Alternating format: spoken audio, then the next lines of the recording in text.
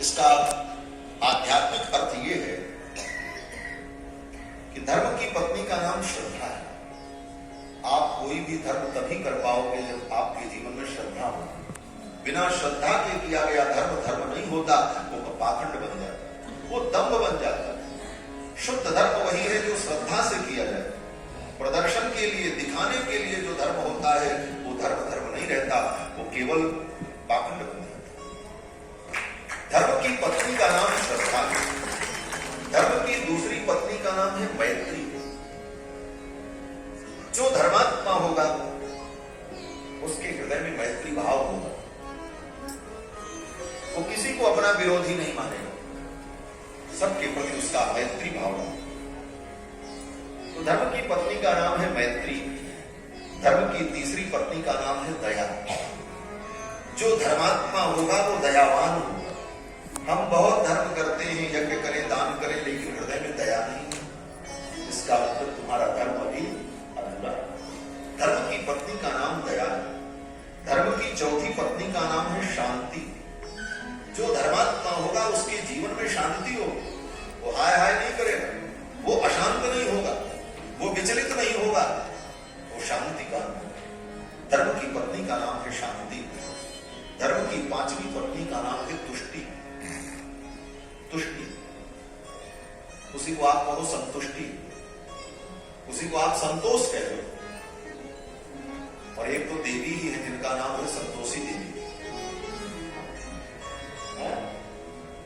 देखो पिक्चर वाली तो अलग बात है, पिक्चर में जो कहानी है वो गलत है। संतोषी देवी के नाम पर जो पिक्चर बनी, फिल्म बनी, उसमें जो कहानी दिखाई गई वो कहानी तो काल्पनिक है, लेकिन संतोषी नाम की कोई देवी नहीं है ऐसी बात नहीं। संतोषी नाम की देवी है और वो शक्ति का ही एक स्वरूप है। या देवी सर्वभूतेषु तुष्टि रूपेण संस्थिता नमस्तस्यै नमस्तस्यै। लेकिन फिल्म वालों ने जो काल्पनिक कथा बनाई वो मनगढ़ंत कहानी है, लेकिन तुष्टि नाम की देवी है। और यहां तो तुष्टि, संतुष्टि, संतोषी कह लो, ये कौन है? बोले धर्म की पत्नी तुष्टि। तो जिसके जीवन में धर्म होगा उसके जीवन में संतोष है। धर्मात्मा व्यक्ति कभी असंतुष्ट नहीं, वो संतुष्ट रहेगा। धर्म की पत्नी का नाम है पुष्टि। जो धर्मात्मा होगा वो कभी किसी भी प्रकार से कमजोर नहीं, पुष्ट। उसका मानसिक बल, आध्यात्मिक बल, सब प्रकार का बल होगा उसके पास, वो पुष्ट होगा, कभी अपुष्ट अनुभव नहीं करेगा। धर्म की पत्नी का नाम है क्रिया। जो धर्मात्मा होगा वो क्रियाशील होगा।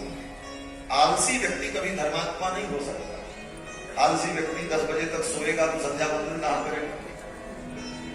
धर्मात्मा व्यक्ति क्रियाशील होता है और क्रियाओं में वो लगा रहता है, तभी उसके धर्म का नियम पूर्ण होता है। इसलिए धर्मात्मा व्यक्ति क्रियाशील होता है। धर्म की पत्नी का नाम क्रिया और धर्म की पत्नी का नाम उन्नति। जो धर्मात्मा होगा उसके जीवन में उन्नति दिखाई, भौतिक उन्नति भले कम दिखाई पड़े, लेकिन उसकी आध्यात्मिक उन्नति उच्च कोटि की होगी। यही धर्म की पत्नी का नाम उन्नति है। ये धर्म की पत्नी है। और धर्म की इन्हीं पत्नियों में धर्म की एक पत्नी का नाम है मूर्ति। ये धर्म की जो पत्नी मूर्ति है ये सबसे छोटी है, 13वीं पत्नी। और इन्हीं मूर्ति के पुत्र श्री बद्री नारायण भगवान। महर्षि धर्म की पत्नी जो मूर्ति है, इन्हीं के गर्भ से भगवान नर नारायण का प्राकट्य हुआ। बोलो श्री नर नारायण भगवान की जय, श्री बद्री विशाल भगवान की जय। तो ये बद्री विशाल भगवान जो है ये मूर्ति के पुत्र है। धर्म की पत्नी का नाम मूर्ति और मूर्ति के पुत्र कौन? बोले भगवान। ये भी जोड़ा बड़ा सुंदर है। धर्मशील जो होगा, जो धर्मात्मा होगा, वो मूर्ति पूजक है। और जो कहे कि हम मूर्ति पूजा नहीं करते, इसका मतलब वो धर्मात्मा है ही नहीं। धर्म की पत्नी का नाम मूर्ति। और मूर्ति से पैदा कौन हुआ? बोले भगवान पैदा हुआ। मूर्ति में ही भगवान का प्राकट्य होगा, मूर्ति में ही भगवान का आप अनुभव करेंगे। इसीलिए सनातन धर्म में महान काल से मूर्ति पूजा होती है। इसीलिए आज भी मूर्ति पूजा करें, क्योंकि ऐसे चाहे कोई कितना भी कहे ध्यान करो भगवान का, नीलांग श्यामल कोमलांग आंखें बंद करो और देखो भगवान सामने, बोले बंद करके देखो केवल अंधेरा दिखता है, कुछ नहीं करके देख लेना, कुछ होता हो तो हमको बताना। कभी कभी लाल पीला प्रकाश भले दिखे और कुछ नहीं होता। हाँ, वो तो जो ध्यान की विधि बताई गई है वो ध्यान साधारण नहीं है, वो तो योग की अंतिम सीढ़ी है। यम नियम आसन प्राणायाम प्रत्याहार धारणा, तब जो ध्यान होगा उस ध्यान में भगवान का दर्शन होगा। और उस ध्यान तक पहुंचना सामान्य व्यक्ति के वश की बात ही नहीं है। योग की पहली सीढ़ी ही पार कर पाना असंभव है। आज लोग कहते हैं हम योगी हैं, योग गुरु हैं, लेकिन योग की पहली सीढ़ी पार कर पाना ही कितना कठिन है। महर्षि पतंजलि ने अपने योग शास्त्र में कहा, पहली सीढ़ी क्या है? बोले यम। यम नियम आसन प्राणायाम में यम, और यम के 5 भेद हैं, अहिंसा, सत्य, अस्तेय, ब्रह्मचर्य, अपरिग्रह। ये 5, इसका नाम यम है। इन 5 का पूर्णतः पालन व्यक्ति कर ले तब वो पहली सीढ़ी पार करता है योग। अहिंसा, मन वचन कर्म से आप किसी की हिंसा मत करो, पहला व्रत। सत्य, मन वचन कर्म से कभी असत्य मत बोलो, असत्य का चिंतन भी मत करो। अस्तेय, किसी भी व्यक्ति की कोई भी वस्तु बिना उसकी अनुमति के आप न लो। यहां तक कि किसी के खेत की मिट्टी भी हाथ धुलने के लिए आपने बिना पूछे निकाल लिया तो अस्तेय बाबा लग। किसी के वृक्ष का एक पत्ता भी आपने बिना पूछे तोड़ लिया तो आपका अस्तेय भंग हो। कितना कठिन। अहिंसा, सत्य, अस्तेय, ब्रह्मचर्य। ब्रह्मचर्य क्या है? 8 प्रकार के मैथुन का त्याग, ये ब्रह्मचर्य। 8 प्रकार का मैथुन क्या है? तो कहते हैं स्मरणम, कीर्तनम केलिहि, प्रेक्षणम गुह्य भाषणम, संकल्पोऽध्यवसायश्च क्रिया निष्पत्तिरेव च, एतन् मैथुनमष्टांगं प्रवदन्ति मनीषिणः। 8 प्रकार के भोग का त्याग। स्मरणम, भोग की भावना से किसी का आपने स्मरण भी कर लिया तो आपका ब्रह्मचर्य खत्म। स्मरणम। कीर्तनम, उसकी चर्चा की, ये दूसरा भोग है। केली ही, उनके साथ उठना बैठना हंसना, ये तीसरा भोग। प्रेक्षणम, छुप करके देखना। गुह्य भाषणम, एकांतिक भाषण करना, बातें करना छुप करके। और क्रिया निष्पत्ति तो अंतिम है, 8वां है, क्रिया निष्पत्ति वचन। तो इन 8 प्रकार के भोग का, काम का त्याग जो करते वो ब्रह्मचारी। तो ये ब्रह्मचर्य, अहिंसा, सत्यम, अस्तेय, ब्रह्मचर्य। और 5वां क्या है? बोले अपरिग्रह। अपरिग्रह, किसी से कोई भी वस्तु न लेना, अपने ही पुरुषार्थ से जो हमें प्राप्त हो उसी से हम अपना जीवन निर्वाह करें, किसी की कोई वस्तु हमें न ग्रहण करनी पड़े, ऐसा अपरिग्रहमय जीवन। तो योग की पहली ही सीढ़ी पार करना कितना कठिन है। अहिंसा, सत्य, अस्तेय, ब्रह्मचर्य, अपरिग्रह, इन 5 का पालन करने वाला कौन दिखता है? कितना कठिन। और इसके बाद अभी तो आगे की सीढ़ियां बाकी। उन सोपानों को पार करने के बाद तब आप पहुंचेंगे, तब वो ध्यान की स्थिति हो। तो वो ध्यान तो बड़े बड़े योगियों के लिए। तो हम भगवान का ध्यान कैसे करें? बोले भगवान का ध्यान तो ऐसे करो कि जो तुम्हारे ठाकुर जी हैं इन्हीं की पूजा करो, इन्हीं का दर्शन करो, इन्हीं में मन लगाओ, यही सबसे बड़ा ध्यान। वो ध्यान तो होने वाला नहीं, लेकिन अक्सर लोग कभी कभी धोखे में पड़ जाते हैं। मंदिर जाएंगे तो क्या करेंगे? बोले पूरे रास्ते दुकान देखते गए, सड़क देखते गए, मोबाइल देखते गए, और जब मंदिर में पहुंचे तो भगवान के सामने जाकर के आंख बंद कर और हाथ जोड़ के खड़े हुए। बोले क्या? बोले अब भगवान का ध्यान कर रहे। बोले जिसको देखने आए थे उसको तो देखे ही नहीं, जिसको नहीं देखना था सबको देख लो। जिसको देखने आए हो उसको देखो। वो आंख बंद करके ध्यान से कुछ होने वाला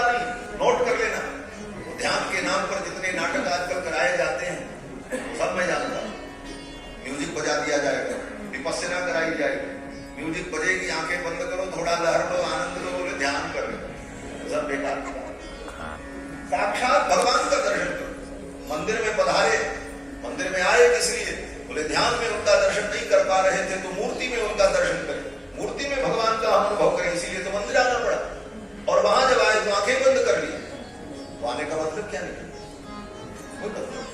मंदिर में आओ तो भगवान का दर्शन करो। आज ठाकुर जी ने कितना सुंदर मुकुट पहन रखा है, ठाकुर जी के गले में हार कितना सुंदर है, ठाकुर जी के कान के कुंडल कितने सुंदर है, भगवान का पीतांबर कैसा दिव्य है, भगवान की नासिका कितनी सुंदर है, भगवान का कंठ कितना सुंदर है।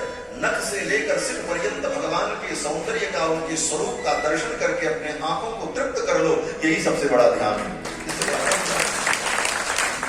आंखें बंद कर ली आकर के वहां पे, तो जाने का क्या मतलब नहीं। तो कहने का तात्पर्य कि धर्म की पत्नी का नाम मूर्ति है और मूर्ति के पुत्र भगवान है, अर्थात मूर्ति में ही हम भगवान का दर्शन कर पाएंगे, ये सरल विधि है। इसीलिए मूर्ति पूजा सनातन काल से, अनादिकाल से चली आई है और सनातन धर्म में मूर्ति में ही भगवान की पूजा का विधान किया गया है। मूर्ति में ही भगवान का कोई भी पूजा होती है तो मूर्ति में ही होती है, साक्षात भगवान की पूजा नहीं होती। कहीं भी आप पूरी कथा सुनो, साक्षात भगवान किसी के सामने प्रकट हुए तो भक्त ने केवल स्तुति की है, पूजा करने का नाम होगा। पूजा तो मूर्ति में ही होगी और किसी भी देवता की पूजा होगी तो मूर्ति में ही होगी। इसीलिए हमारे सनातन धर्म में छोटी से छोटी पूजा होती है। 10 मिनट की भी पूजा होगी तो क्या होगा? बोले सुपारी के गणेश जी बनाओ, गोबर की गौरी बनाओ, मूर्ति बनाओ, इसी पूजा करो। कुछ नहीं तो अक्षत पुंज रख लो और अक्षत पुंज में ही भगवान का, देवताओं का आवाहन करो, पूजन। बिना मूर्ति के तो पूजा ही नहीं होगी। तो धर्म की पत्नी का नाम मूर्ति है और मूर्ति के पुत्र भगवान नरनारायण। और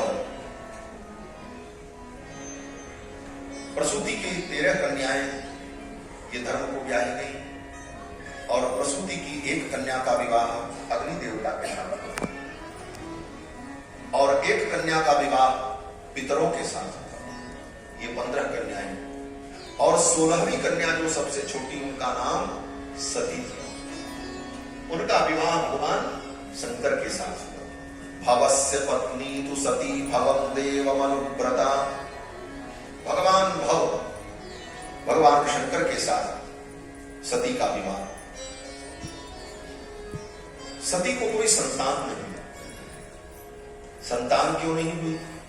तो मैत्रेय जी कहते हैं कि आत्मान सदृशम पुत्रम न लेभे गुणशीलतः। आत्मन सदृशम पुत्रम न लेभे गुणशीलतः।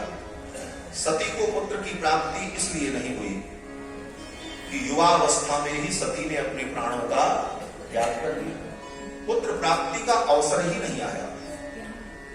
अब प्रौढ़ैवात्मनात्मानो अजहत योग संयुक्ता। मैत्रेय जी महाराज कहते हैं कि अब प्रौढ़ावस्था में ही सती ने अपने प्राणों का त्याग कर दिया था, इसलिए उन्हें संतान नहीं। तो श्री विदुर जी महाराज ने यहां पर मैत्रेय जी से प्रश्न किया कि मैंने सुना है भगवान शंकर तो दक्ष प्रजापति के जामाता, लेकिन जामाता में और ससुर में बैर हो गया, ये क्यों हुआ, कैसे हुआ? आत्मा रामम कथम देष्टि जगतो दैवतम महत्। भगवान शंकर तो आत्मा राम है, पूर्ण काम है, परम निष्काम है, और जो आत्मा राम होता है उससे तो किसी का द्वेष नहीं होना चाहिए। आत्मा राम का मतलब जो आत्मा में रमण करे उसको कहते हैं आत्मा राम, और जो आत्मा राम नहीं है वो क्या है? बोले वो अनात्मा राम है। अनात्मा राम का मतलब अनात्म वस्तुओं में जो आनंद ढूंढता है वो अनात्मा राम है, और जो आत्मा में ही आनंद ढूंढ लेता है वो